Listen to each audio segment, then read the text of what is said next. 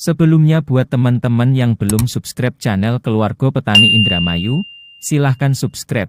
Semoga yang subscribe diberikan rezeki yang melimpah.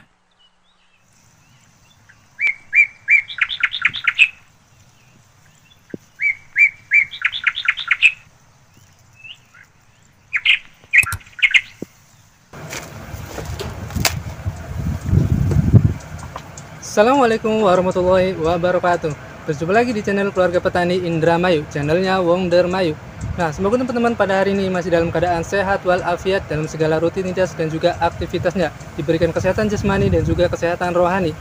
Nah, semoga teman-teman pada hari ini diberikan kelancaran rezeki, kelimpahan rezeki dan juga rezeki yang banyak. Amin ya Allah ya Robbal Alamin. Nah, kali ini kita akan membahas masih seputar dunia pertanian. Apakah yang akan kita bahas kali ini? Mari kita simak bersama. Nah, oke, apakah yang akan kita bahas kali ini? Nah, kali ini kita akan membahas yaitu ZPT. Nah, ini dia, ada dua ZPT. Yang satu berbahan aktif yaitu asam gibberellat, dan yang satu lagi berbahan aktif yaitu pacloputrazol, golongan dari triazol.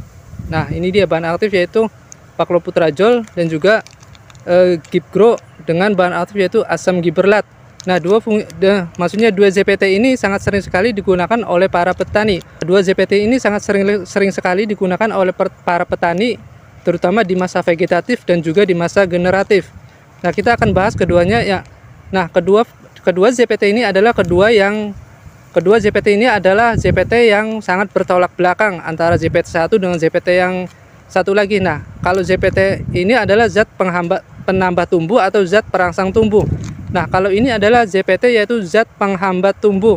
Nah, kita akan jelaskan apa yang dimaksud dengan zat penghambat tumbuh dan juga zat penambah tumbuh. Nah, yang pertama adalah Gibgro yang berbahan aktif yaitu asam gibberellat. Nah, asam gibberellat ini adalah memacu pertumbuhan yaitu jumlah daun pada tanaman, yaitu pembelahan sel pada ujung tajuk. Nah, ini fungsinya adalah untuk membelah sel dari sebuah tanaman, terutama daun dan juga batang, sehingga batang dan juga daun itu akan bertambah panjang atau bertambah lebar. Nah, kemudian kalau yang ini adalah golongan triazol, ZPT-nya yang ini bukan zat penambah tumbuh atau zat perangsang tumbuh, tapi zat penghambat tumbuh.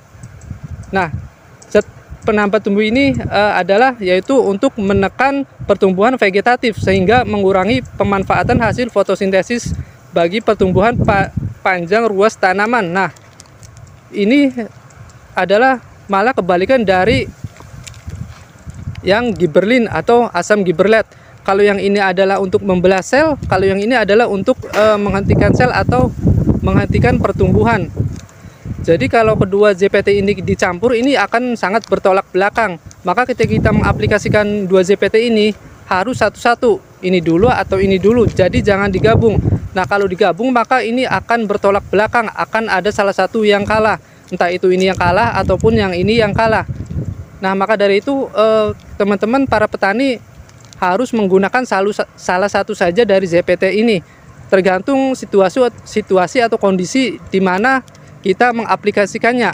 Nah, kalau Gibgro ini cocoknya di masa vegetatif karena untuk membelah sel, untuk masa pertumbuhan. Nah, kalau yang MCR atau pacloputrazol ini sangat cocok sekali untuk memasuki masa generatif, untuk menghentikan masa vegetatif sehingga memacu pertumbuhan bunga atau buah di tanaman.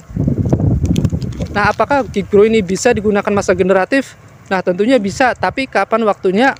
Nah, Gibgro ini atau agrogrip ini lebih ideal digunakan pada saat di tanaman padi itu tanaman padi mulai bunting tua, kemudian sudah keluar mulai malai 1-2 malai yang keluar untuk menseragamkan atau mempercepat keluarnya malai. Sementara kalau yang MCR atau pacloputrazol ini bisa untuk menambah bobot tanaman padi ketika tanaman padi itu sudah merunduk atau sudah sebagian terisi, untuk memacu daripada nutrisi atau pupuk yang kita spraykan, sehingga pupuk atau nutrisi yang kita spraykan itu akan fokus masuk ke dalam buah semua, karena pertumbuhan sel dari batang ataupun daun itu dihentikan oleh ZPT pacloputrazol ini. Nah, untuk pacloputrazol ini jangan digunakan di masa vegetatif. karena akan menghentikan daripada pertumbuhan daun ataupun batang. Nah, ketika di tanaman padi diaplikasikan di masa vegetatif, maka akan mengurangi jumlah anakan padi, sehingga tanaman padi akan cepat memasuki masa generatif atau masa pembungaan. Sementara kalau yang asam gibberellin ini sangat cocok sekali di masa vegetatif karena untuk pembelahan sel. Kalau yang ini adalah untuk menghentikan pembelahan sel. Jadi ini sangat bertolak belakang sekali kalau dicampur. Jangan dicampur dua ZPT ini. Bila perlu kalau ingin menggunakan kedua ZPT ini harus di rolling. Ini dulu atau ini dulu. Nah, satu-satu, tidak boleh dicampur satu tangki sprayer. Oke, itulah pembahasan tentang ZPT atau zat penghambat tumbuh dan juga zat perangsang tumbuh ini. Kedua-duanya ini bagus atau bisa digunakan semuanya di tanaman padi. Nah, tergantung kita menggunakannya di mana, masanya kapan digunakan untuk penyepraian. Nah, oke, sekian saja. Assalamualaikum warahmatullahi wabarakatuh.